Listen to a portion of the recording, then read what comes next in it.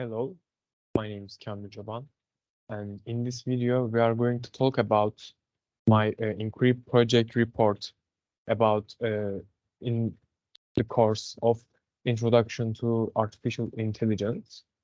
My topic is privacy and potential risks in artificial intelligence applications. As you may know, artificial intelligence has been involved our lives over the past few years. Um, and it has more job can make than a people do.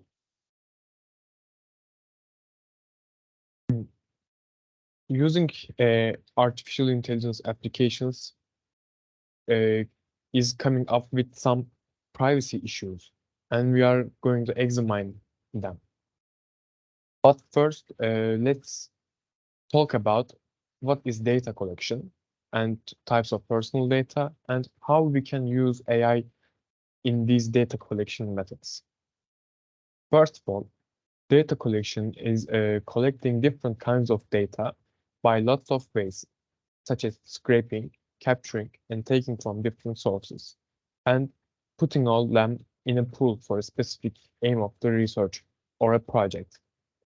The amount of collected data will be good as much as possible, which helps an observer to more accurate calculations. It also depends the complexity of the project or observation.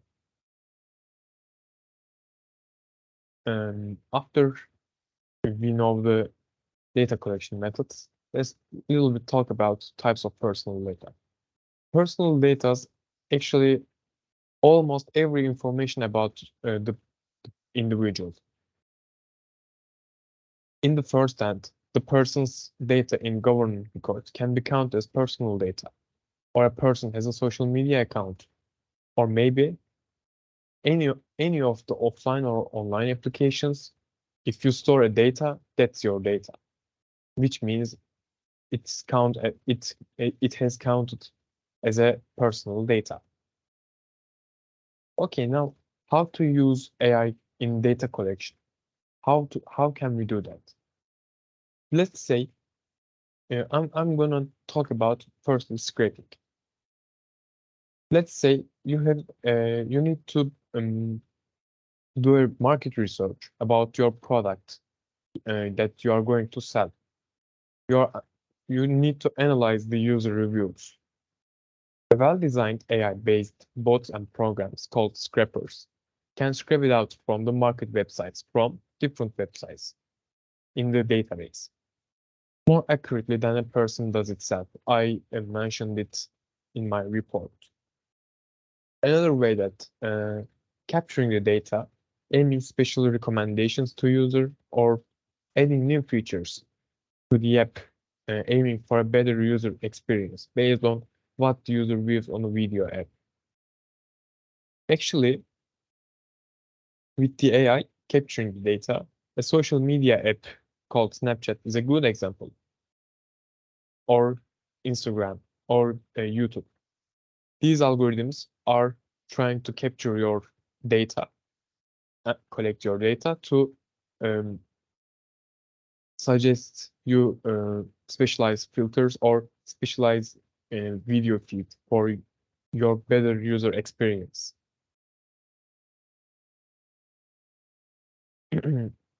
But these part of the data collection are occurring the new concerns about user privacy or user secrets. Let's say, what is digital privacy? Normally, the privacy is the ability of an individual or group to seclude themselves or information about themselves and thereby express themselves selectively. The significance of digital privacy in these days cannot be overstated.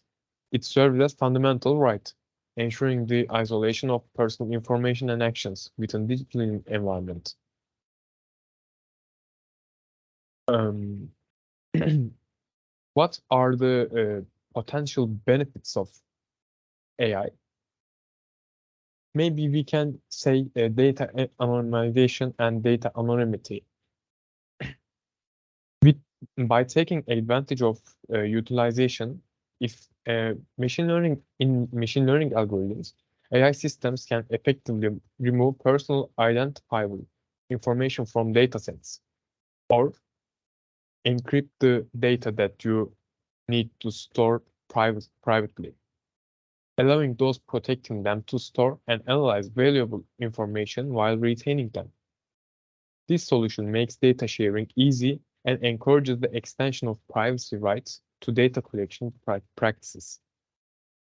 Another benefit of AI in enhancing privacy is the detection of the privacy violation and threats.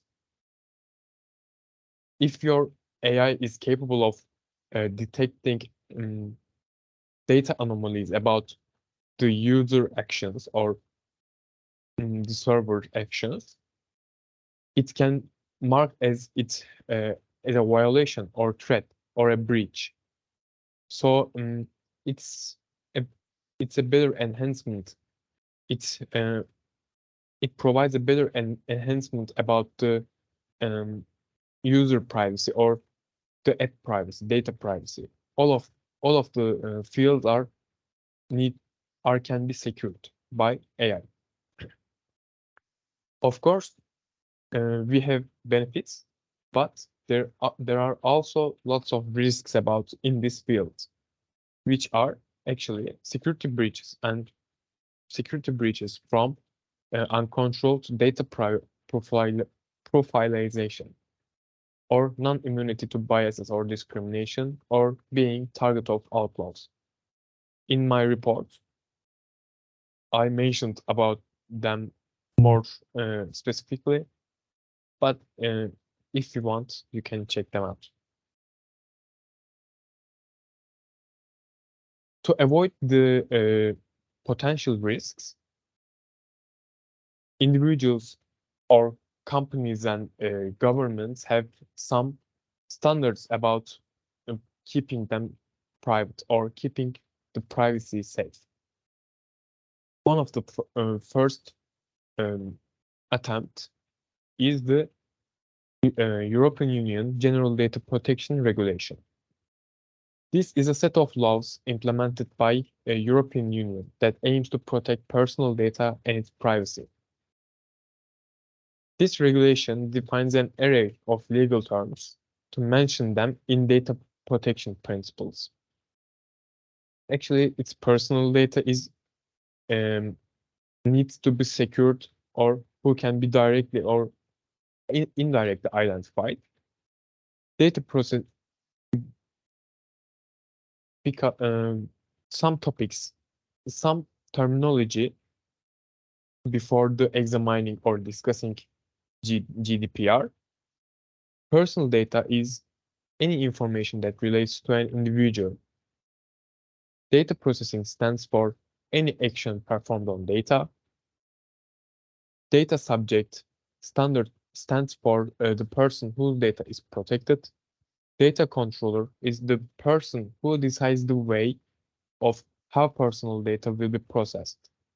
And the data processor is a third party that processes personal data on behalf of a data controller. It can be said as an application or your algorithm. If a data controller is going to process some personal data, needs to apply these principles of GDPR: lawfulness, fairness, and transparency.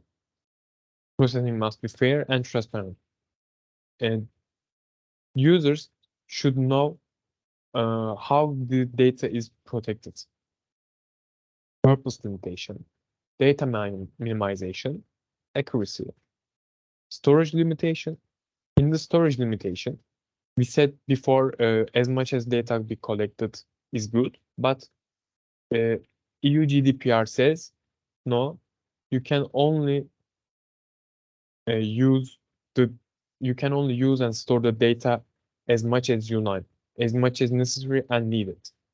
Integrity and confidentially, while processing, data processor must provide security and confidentiality, and accountability. Data controller must be responsible for demonstrating these principles. On the other hand, um, we have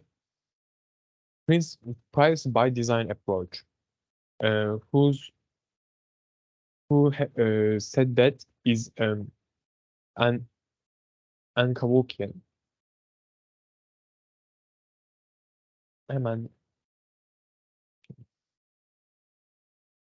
privacy by design approach. In privacy by design approach, we are aiming to embed privacy in the development lifecycle. The primary goal of privacy design is also protecting personal information and privacy like GDPR. If you want to examine, you can go and check the article 25 of the GDPR. Privacy by design approach has 7 principles.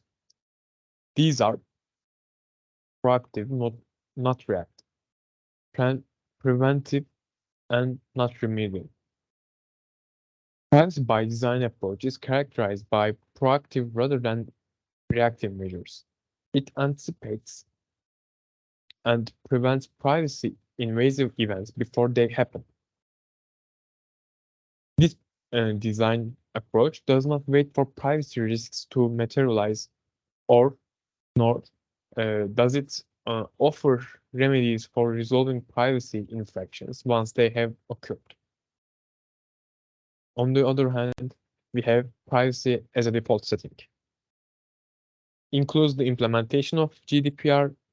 Simply, it uses these FIPs, purpose specification, collection limitation, and data minimization. We can all be certain of one thing: the default rules. Privacy by design seeks to deliver the maximum degree of privacy by ensuring that personal data are automatically protected in any given IT system or business practice. The third is the privacy embedded into a design. Privacy by design is embedded into the design and architecture of IT systems and business practices. It's not bolted on as an add-on after the fact. The result is that privacy becomes an essential component of the core functionality being delivered. And full functionality. Privacy by design seeks to accommodate all legitimate interests and objectives in a positive sum, in a win-win manner, not through a dated, zero-sum approach where unnecessary trade-offs are made. Privacy by design avoids these pretense of false dichotomies, such as privacy versus security, demonstrating that it is possible to have both.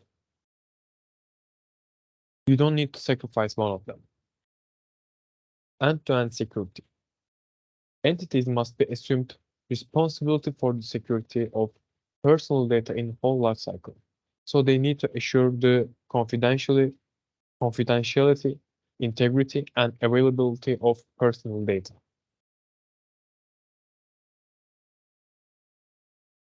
And visibility and transparency. We need to keep it open. Privacy by design seeks to assure all stakeholders that whatever the business practice or technology involved, it's in fact operating according to the stated promises, subject to independent verification.